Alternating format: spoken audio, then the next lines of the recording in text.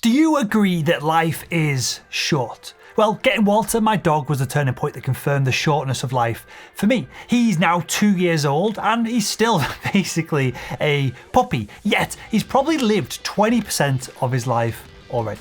I've likely only got 8 to 10 more Christmases with him and then he will be gone. And I'm sure that you agree, 8 of most things isn't very much.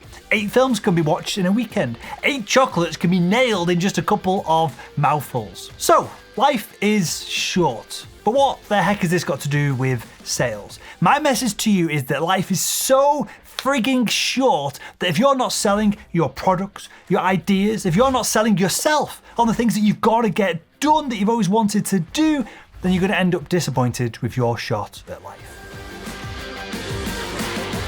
Hi, my name is Will and I make selling simple. So, life is short, but should knowing this make any difference to how we go about our life day to day? I think so. Now, life being short puts all of our daily activities into the 4 categories that I'm going to share with you in this video. The goal then becomes to focus on just a couple of these categories and to do as much of those activities before life runs out. And the first category is for the things that life is just too short for you not to accomplish. And to accomplish anything in this category requires you to be able to sell. That's why strong sales skills are so important, even if you don't work in a sales role. Because to achieve anything of value, you need to sell other people on that idea. I need to sell my missus this year on loads of traveling, because that's one of the goals that I've set for this coming year. I need to sell my team at salesman.com on some big changes that are going to come to our content this March. I need to sell you guys on our sales and training program to generate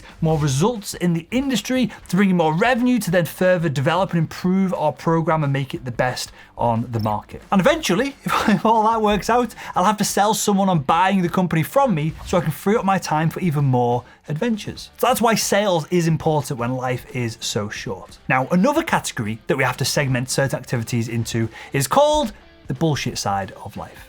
And if I ask you what bullshit you spend your time on that you know is a massive waste of the finite life that you have, I'm pretty sure that you'd be able to tell me if you were being honest. It would be things like following politics, being obsessed with the news, trying to keep up with the Joneses with purchases and lifestyle creep, pointless disputes, whether they're in person or online, bureaucracy at work, dealing with other people's mistakes, commuting, highly addictive but unrewarded pastimes like playing stupid mobile games or watching porn. The list goes on and on and on. So, how do we deal with this bullshit? Well, it's important to understand that this bullshit comes from 2 places. It's either forced on you, or the bullshit tricks you into thinking that it is actually important. And to some extent, unfortunately, you're gonna have to deal with. You have to put up with some of the bullshit that is forced on you. In your sales job, there's gonna be dumb stuff like paperwork and internal meetings that you must complete if you want to keep your job. The bullshit that tricks its way into your life, though, that's your own fault. There's no one to blame other than yourself here.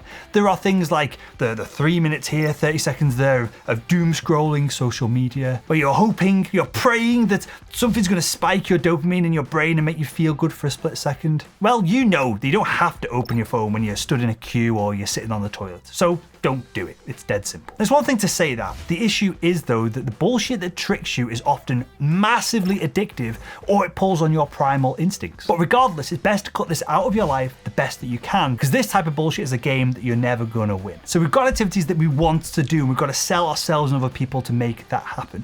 We've got bullshit that's forced onto us, and then we've got the bullshit that tricks its way into our life. That leaves one segment remaining, and that is your environment. And until we all submit and we live our lives with a VR headset sat on our face and we live within the metaverse, and all hail Lord Zuckerberg when that happens, you're going to be spending a lot of your waking hours within a specific environment. And the cool thing is that you can curate that environment to a decent degree. Your environment includes the people that you regularly see, the desk that you physically sit at, the dog who's at the bottom of the stairs right now waiting for me to play with him as I record this video. And you can have some real easy wins when you're trying to make the most out of your short life by tweaking your environment. So one of my goals in life is to master playing the drums. So what do? I put a super expensive electronic drum kit in my office behind my main desk, which is behind the camera in the room next door to the studio here. Also, I think life is too short not to get out and enjoy nature every single day. So I got Walter, the golden retriever, who's from a